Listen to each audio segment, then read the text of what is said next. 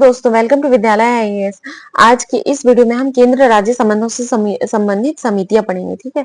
इससे पहले आप केंद्र राज्य संबंध की पिछली क्लास कर लीजिएगा और इसमें हम कुछ महत्वपूर्ण समितियों को ही देखेंगे और उनके महत्वपूर्ण प्रावधानों को देखने वाले हैं। तो अगर आप अभी तक विद्यालय आईएएस से नहीं जुड़े हैं तो प्लीज चैनल को सब्सक्राइब करें, वीडियो को लाइक करें और शेयर करें। तो प्रथम प्रशासनिक सुधार आयोग के रूप में 1966 में मोरारजी देसाई की अध्यक्षता में इसका गठन किया गया था। ठीक है। 1967 के बाद इसका क्या था महत्व तब बढ़ा जब मोरारजी देसाई भारत के उप प्रधानमंत्री बने और के हनुमंतैया इसके अध्यक्ष बने।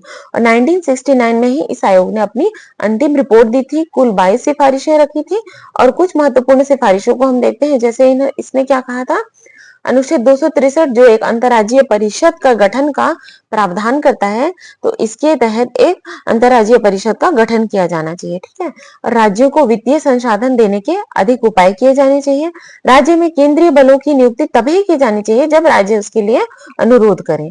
ठीक है। और राज्यपाल के पद पर गैर राजनीतिक व्यक्तियों की नियुक्ति की जानी चाहिए। अच्छा, हम प्रशासनिक सुधार आयोग और आगे जो भी आयोग पढ़ेंगे, राजमन्नार कमीशन, सरकारिया कमीशन, पूंजी कमीशन, इसे हम क्यों पढ़ रहे हैं? क्योंकि आजकल के एग्जाम में ये ट्रेंड बन गया है। ठीक है। आपको गठन वर्ष दे देगा, आपको कुछ प्रावधान दे देगा, इसकी सिफारिशें थी। ठीक है। किस समिति की सिफारिशों को अधिकांश नहीं माना गया, राजमन्नार कमीशन, यही सब पढ़ने के लिए हम आगे की क्लास मतलब आज की क्लास करेंगे, जो बहुत ही छोटा होगा। 10 से 12 मिनट में हम पूरी चीजों को अच्छे से पढ़ लेंगे।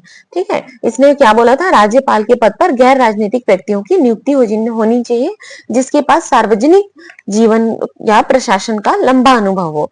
ठीक है। इसकी क्या क्या थी सिफारिशें? अंतर्राज्यीय परिषद का गठन, ज्यादा राज्यों को ज्यादा वित्तीय संसाधन उपलब्ध कराए जाने चाहिए। राज्य में केंद्रीय बलों की नियुक्ति तभी की जानी चाहिए जब राज्य के द्वारा अनुरोध की जाए।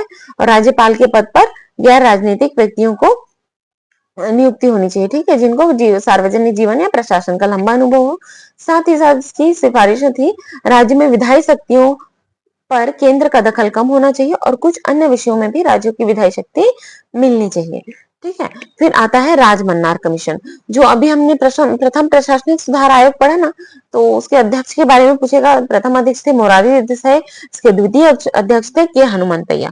ठीक है। उनकी सिफारिशों को आप देख लीजिएगा, बहुत ही शॉर्ट तरीके से समझाया गया है इसमें। फिर आता है राजमन्नार कमीशन, ये तमिलनाडु की द्रमुक सरकार थी। ठीक है। 1969 में जैसे ही प्रथम प्रशासनिक सुधार आयोग ने अपनी रिपोर्ट दी थी, वैसे ही तमिलनाडु सरकार ने क्या किया था, एक प्रशासनिक सुधार आयोग राजमन्नार जी की अध्यक्षता में गठित किया था। इसमें 3 सदस्य थे, एएल मुदलियार, टीपी चंद्रा और डीपी डॉक्टर पीवी राजमन्नार। ठीक है। इस समिति ने 1971 में अपनी रिपोर्ट सौंपी थी। देखिए, राजमन्नार कमीशन के अधिकांश जो वो थे, उन्हें नहीं माना गया था अनलेस एक को छोड़ के। ठीक है। एक या दो को छोड़ के। इसने क्या बोला था, 7वीं अनुसूची में संशोधन करके अवशिष्ट शक्तियां केंद्र को सौंपी जानी चाहिए। हमने अवशिष्ट शक्तियों के बारे में पढ़ा है अनुच्छेद 248। ठीक, 248 के तहत क्या है, अवशिष्ट शक्तियां केंद्र को है। अब अवशिष्ट शक्तियां क्या है, वो शक्तियां जो ना तो केंद्र सूची में है, ना तो राज्य सूची में है, ना ही समवर्ती सूची में है। अगर ऐसा कोई विषय हो तो हम इसे अवशिष्ट शक्ति कहते हैं। ठीक है। अवशिष्ट विषय कहते हैं। और जिसके संबंध में कानून बनाने का अधिकार केंद्र के पास है। ठीक है। तो राजमन्नार कमीशन क्या बोल रहा है कि ये शक्ति राज्यों को मिलनी चाहिए। फिर आर्टिकल 249 को समाप्त करना चाहिए, इसने ये कहा। फिर क्या बोला, अखिल भारतीय सेवाओं को समाप्त करना चाहिए। अखिल भारतीय सेवाओं को समाप्त करने के लिए क्यों कहा जा रहा है यहाँ पे, क्योंकि वो उनकी नियुक्ति केंद्र के द्वारा होती है, राज्य के अधीन काम करते हैं। ठीक है। और राज्य से ही वेतन उनको मिलता है, इसीलिए। और ये तमिलनाडु राज्य सरकार के द्वारा गठित समिति थी, ये ज्यादातर राज्य की फेवर में ही बात किया था। ठीक है।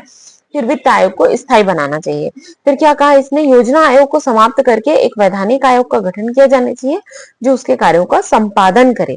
फिर क्या कहा गया, राष्ट्रपति शासन से संबंधित उपबंधों अर्थात अनुच्छेद 356, 357 और 365 को समाप्त किया जाना चाहिए। और साथ ही साथ अनुच्छेद 263 के तहत एक अंतर राज्य परिषद का गठन किया जाना चाहिए। राज्यपाल का मतलब अंतरराज्य परिषद। और देखिए 1990 में अंतरराज्य परिषद का गठन किया गया था। ठीक है। जो लगभग सभी समितियों के द्वारा सभी गठित समितियों के द्वारा सिफारिश थी, कॉमन सिफारिश थी अंतरराज्य परिषद का गठन। ठीक है। फिर राज्यपाल का के प्रसाद पर मंत्री परिषद की निर्भरता को समाप्त किया जाना चाहिए। फिर आता है सरकारिया आयोग। सरकारिया कमीशन कब जून जून 1983 में गठित किया गया था। डॉक्टर आर एस सरकारिया इसके अध्यक्ष थे। ठीक है, ये भी 3 सदस्यीय कमेटी थी और इसके अन्य सदस्य कौन थे?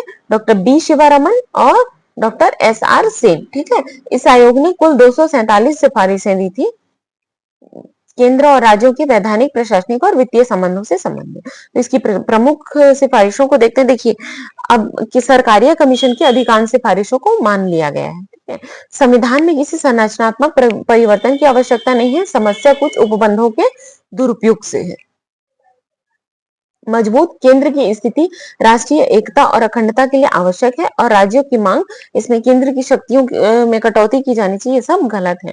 ठीक है, अखिल भारतीय सेवाएं राष्ट्रीय एकीकरण में अत्यंत सहायक है। इस व्यवस्था को मजबूत कर ऐसी ही कुछ सेवाओं का सृजन किया जाना चाहिए। जहां तक संभव हो केंद्र द्वारा राज्यों की सहमति के बाद राज्यों में केंद्रीय बलों की तैनाती की जानी चाहिए, लेकिन संकट के समय ऐसी सहमति अनिवार्य नहीं होनी चाहिए। ठीक है, अनुच्छेद 155 में संशोधन कर व्यवस्था की जानी चाहिए कि राज्यपाल की नियुक्ति से पहले संबंधित राज्य के मुख्यमंत्री से विचार विमर्श किया जाए। राज्यपाल की पदावधि 5 वर्ष समाप्ति से पहले असाधारण परिस्थितियों में ही हटाया जाना चाहिए। देखिए, राज्यपाल जो है वो राष्ट्रपति के प्रसाद पर्यंत काम करते हैं, आपको पता होना चाहिए, कोई निश्चित कार्यकाल नहीं है। ठीक है, और 5 वर्ष समाप्ति से पहले असाधारण परिस्थितियों में इसे हटाया जाना चाहिए, जैसे मृत्यु हो गया। ठीक है, शक्तियों को समवर्ती सूची में शामिल किए जाने चाहिए। राष्ट्रपति के विचारार्थ रखे गए विधेयक पर असहमति की स्थिति में स्पष्ट कारण राज्यपाल को बताना चाहिए। जैसे जो राज्यपाल है, अगर राज्य सरकार का कोई विधेयक वो स्वीकार नहीं करते हैं तो वो क्या करते हैं? राष्ट्रपति के विचारार्थ रख देते हैं। ठीक है, तो अगर वो विचारार्थ रख रहे हैं तो इसका कारण, वो सही कारण राज्य सरकार को बताएं। ठीक है, इसका यही कहना था।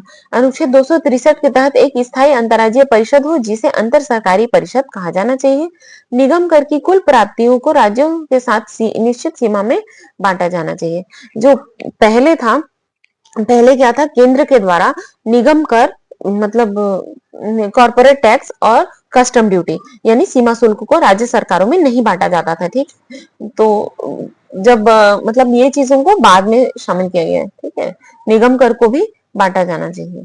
फिर केंद्र द्वारा आयकर पर अधिभार उगाही नहीं करनी चाहिए, सिवाय विशेष उद्देश्य और सीमित समय के मतलब सीमित समय के लिए। अधिभार मतलब सरचार्ज। ठीक है, सरचार्ज जो केंद्र सरकार लेती है वो गलत है, ऐसा पुंछी कमीशन ने भी कहा था। फिर भाषागत अल्पसंख्यकों के लिए कमिश्नरी प्रारंभ की जानी चाहिए। फिर आता है पुंछी कमीशन। ठीक है, पुंछी कमीशन 2007 में गठित किया गया था। क्यों बार बार केंद्र राज्य संबंधों को के लिए समितियां गठित की जा रही हैं? क्योंकि जरूरी नहीं है कि जो 20 साल पहले या 10 साल पहले, 50 साल पहले जो सही था वो आज भी सही है। ठीक, समय चेंज होता है, कुछ कुछ प्रावधानों में परिवर्तन की आवश्यकता पड़ते रहती है। ठीक है, इसीलिए किया गया था।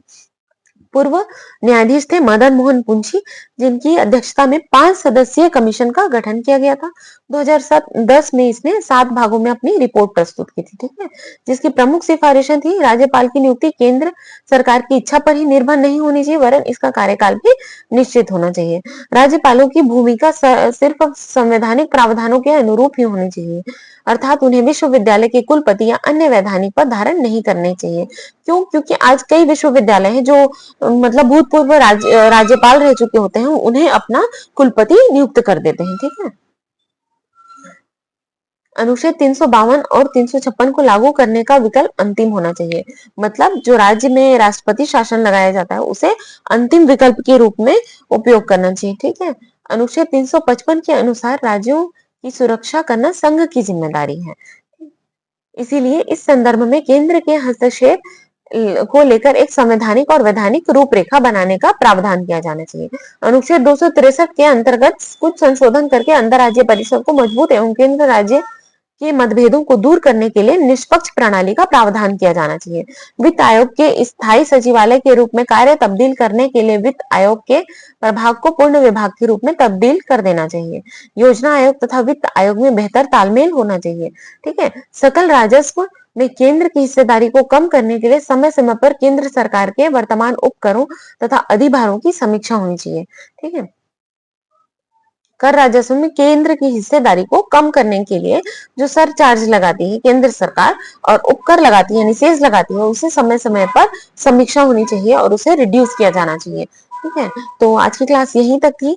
आप इसे अच्छे से पढ़ें, क्योंकि चाहे डेट से रिलेटेड हो चाहे सिफारिशों से रिलेटेड हो, ठीक है, क्वेश्चंस कहीं ना कहीं एग्जाम में आते हैं। ठीक है, तो आप देखते रहिए।